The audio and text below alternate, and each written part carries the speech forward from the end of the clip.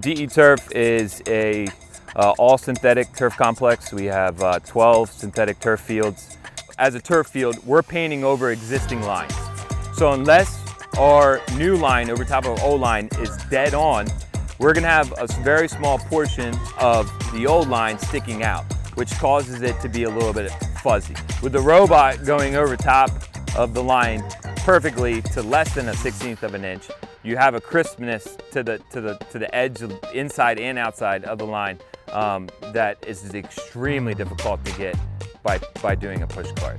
So in the old traditional way of doing the push cart painting, you just pull a handle and the paint comes out. Everybody knows that, but it definitely takes some months in practice to make sure that your lines are straight and accurate, to the level that we want it to be at. So now that is completely erased pretty much with the fields being loaded on the tablet. The tablet is as easy to use as a cell phone. You put the paint in, get on the pad, mark the fields you want, the lines that you want. You can multitask while you're painting a field. You can go do something else for a few minutes and then come back, and if you got a refill or, oh, it's done, then you just take it, move it to the next field, let it go.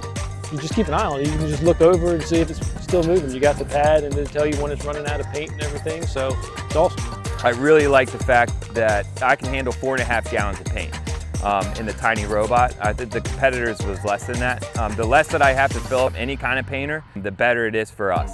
The way that we go through and create new fields is definitely much more streamless on the TinyRobot than the competitors.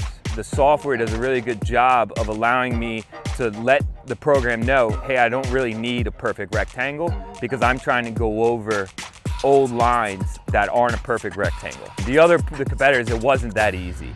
And we would have had to erase a lot of our existing lines to make the new ones fit. Whereas TinyRobot, we still have to erase a few, but it's only about like 10%. Part of what makes our complex run, obviously, is partnerships with local businesses and sponsorships at the turf. We couldn't make templates to do a hand logo on every field for a sponsor. Now with the robot, the ease to take their logo from the marketing department, add it to our program, paint it on the field, I mean, that far and away gonna add to the value of our sponsorship package. But there's always updates. There's always people working behind the scenes to make it better.